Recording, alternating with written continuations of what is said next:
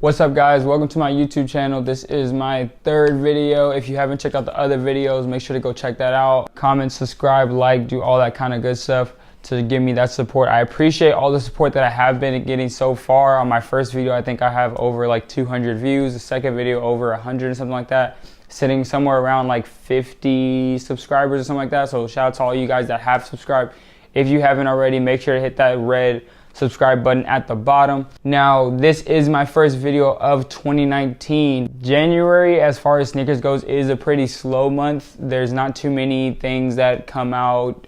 Brands don't tend to release their best things in the beginning of the year, or at least in January, because come that February time, March, they do release like stuff every single weekend. Like we got the Crimson Sixes coming out. What else is coming out? We got Off-Whites coming out next month. All-Star Weekend is also next month. So they really kind of save all the good stuff for that month. More Yeezys dropping, stuff like that in the coming months. My advice to anybody that's trying to build a sneaker collection is during the slow months, look for deals. Look for stuff that you missed out on like the past year, the past 2 years. Or some of these shoes date back to like years and years ago. But look for the deals and stuff like that. Don't just go out and pay resale. You know, save your money. Wait for that February. Wait for that March. Wait for that those tax refund seasons. That the brands know about those seasons, so they know that people are going to want to go out and spend money. So that's why they always release the best stuff. Also including All-Star Weekend. That's another reason why they do release the best stuff in those months. The first sneaker that I did pick up actually was not for myself. My girlfriend's birthday is next month. It is February 8th. And I got this crazy opportunity from this guy that I'm very good friends with, that I went to college with and worked with down in Houston when I was going to college. He had hit me up one day and was like, hey, I got this shoe. It's a size 8 and 8. He didn't tell me if it was a men's 8 or a women's 8, and I don't think he really knew which one it was. He knew that he fit it, and he got it for $60 at his store that he works at. He works at a Finish Line down in Houston. And so he texted me, showed me the shoe, and I was like, my girlfriend really wants those, so what's your price? You know, give me something to work with. And he didn't really have anything in mind, so I threw him a number, and he was like, I'll take it, and then shipped the shoes out the same day. So shout out to him, my boy Hector, for doing that for me. And that shoe would be the Satin Shattered Backboard 1s. So the Satin Shattered Backboard 1 did come out last year, and it was a woman's exclusive. My girlfriend does wear a size 10, but in most ones she can wear like a 9 or 9.5. The Air Jordan 1 Satin Shattered Backboard did release last year as a women's exclusive. It was pretty hard to get. I think I only know about one store that actually did get them. And the bigger sizes, of course, do go for more money, like that size 10, size 9.5, size 9, size 11, because men that have a smaller foot, like that wear a size like 8.5 to a 9, can fit those sizes, so they do go for more money. Materials and stuff on this is super crazy. Like of course the original Shattered Backboard is definitely the one that everybody compares quality to. Like whenever one comes out, is it as good as the Shattered Backboard? How's the material on it? Is it as soft as the Shattered Backboard? So the leather on this is the real nice tumbled leather. I don't think it's quite the Shattered Backboard like the OG. It's more of like the Court Purple Rookie of the Years that we got. Stuff like that last year. The satin on it is super nice though, and there's only there's 4 satin shoes to ever come out, and it's the Breads, the Royals, the Shadows, which I believe was a collab with a female artist. So, but still super dope shoe. I'm really jealous that they did not release in men's, because I definitely would have picked them up. The only thing that I don't necessarily love about the shoe is the translucent orange bottom. It's just kind of a weird color, it being translucent, and it'll get dirty really fast. I feel like they could have just thrown like a black bottom on there, or even an orange bottom or something like that. Just a solid orange color on there instead of the translucent. But overall, super dope shoe. Shout out to my boy Hector for grabbing that for me. And I know he made my girlfriend's birthday that much better, because this is definitely one of the shoes that came out last year that she really wanted, that we weren't able to get for her. And the prices, like I said, are super crazy in her sizes. If you are looking for a Valentine's Day present, definitely pick these up. If your girlfriend wears like a size like 6, 7, this will be a lot easier of a cop for you. It won't break the bank. And it's a super dope shoe for her to have in her collection. And if in a few years, these are definitely going to go up. This is definitely going to be one of those women's releases that's definitely like top 5. Definitely probably the best women's release of 2018 as a whole. And the first shoe that I picked up was the Yeezy 700 V2 Static.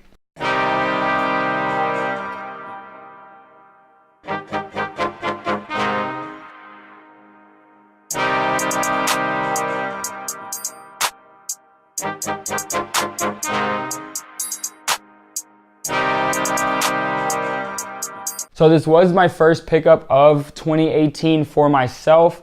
Super dope shoe. I did sleep on it when they first came out, and I saw like the just kind of like the aesthetic, like all the little crazy things going on with the uppers and stuff like that. I was not feeling it. Of course, I am a huge fan, as well as everybody else, of the original Yeezy 700s with all the crazy colorways and stuff like that.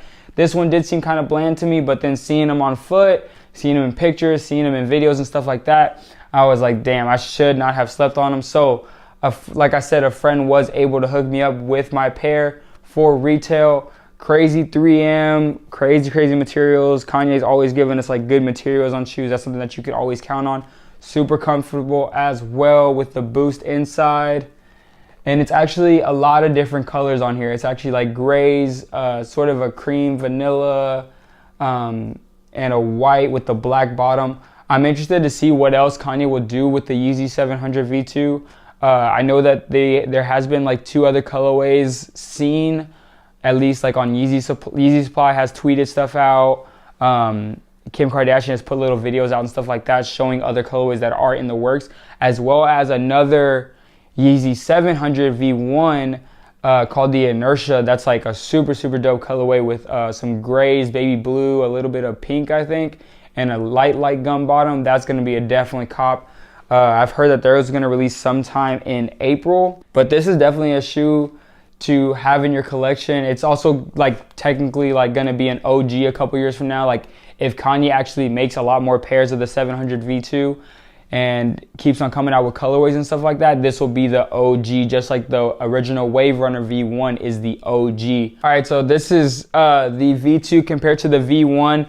I like that these shoes are pretty similar, but also very different. When I look at the original Wave Runner, I kind of think of like an older like 90s vibe. It's got like a lot of different colors tuned down by some of the blacks and the grays in it. It's really cartoony with all the curvy lines and stuff like that. And then I look at the V2 and it's like almost like a very like futuristic version of this shoe. I do also like that he came up with kind of a blander colorway, since we did get, you know, this one that's super loud, and then we got the mauve other V1 it's not very loud, but it does have a lot of different tints of colors and stuff like that in it, with that pop of that lime green. So, but definitely this is a good way to start off with the V2 in my opinion. Of course, super comfortable, super crazy, a lot of cool details and stuff like that, like I said. And the second shoe I was able to pick up was the Air Max 1 Master.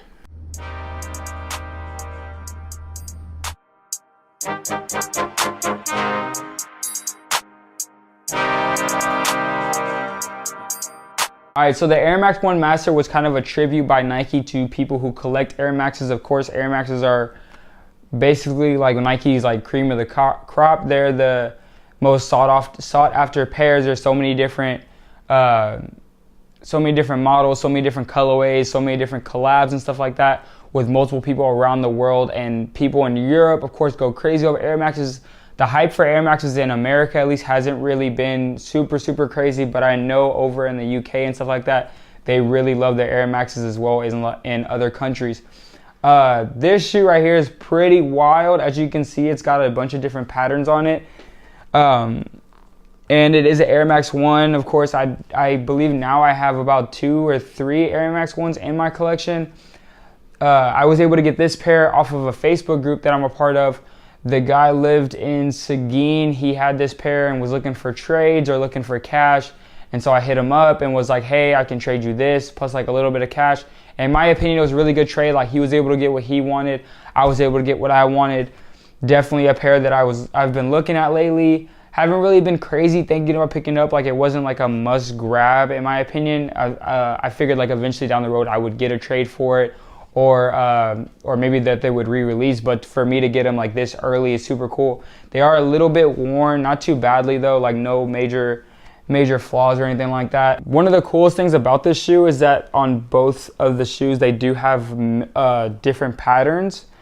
So it's like a little bit of just a homage to all the different Air Max colorways to come out over the years. All the different materials and stuff like that on this shoe are super dope. And I thought to hit it with like a gum bottom and a black top with really soft, nice leather that doesn't crease very badly was a great idea by them.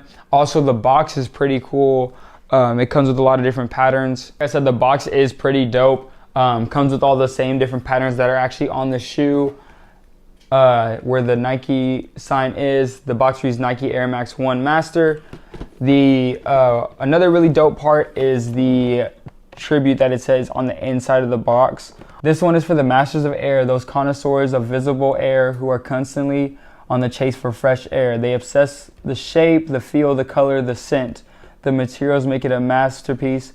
The hunt makes it a sneaker grail. This is a collection of your most coveted Air Max 1 materials on the most iconic shape. To all masters of air, your passion started a revolution. Thank you. This one is for you. Like I said, this shoe specifically is supposed to be a tribute from Nike to the people who have collected Air Maxes over the years. Of course, Air Maxes date back to like the 90s and Air Max 1s and the 95s, the 97s and stuff like that. It's so classic that they can still release an OG to this day and still make mass amount of money over it, and people will still crave over it. They'll still sell out and they'll still be considered a grail by most. Like I said, Air Maxes are probably my favorite models when it comes to any type of shoe, whether it's Adidas, Jordan, or anything like that. I would probably pick a pair of Air Maxes, specifically the Air Max 97 Silver Bullet.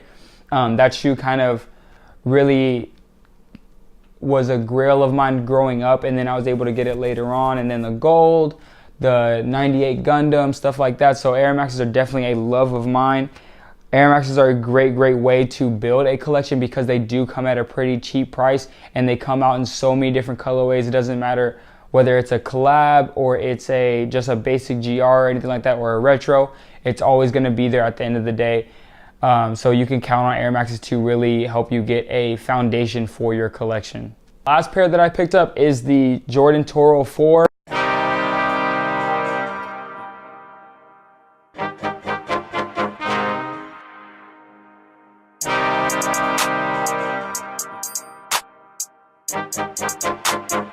Now this one, as most of you know, is like a super great pickup. For the price that I got it at, basically like actually under half the resale value, to get it in like this condition. It's a pretty old shoe. It does have little marks and stuff like here and there, mostly on the sole, on the midsole and the bottoms, but nothing that I can't clean, nothing that I can't get off. I figured for the price that that this store was giving it out for was definitely worth it. It's the store that I went to actually is Texas Shoe Exchange. If you're in the Austin area, or if you're ever visiting the Austin area, or even at a sneaker con somewhere in Texas, definitely hit up Texas Shoe Exchange. It's the best resale store in Austin. They get just about everything. The guys there are willing to help you out, give you information about when stuff is releasing and stuff like that. And every once in a while you can run in there and find a steal, but you can always find what you're looking for, whether it's Off-Whites, Yeezys, Jordans, Jordan 1s, anything, you can find it there. Also, shout out to Stacks, my guy Brian out there.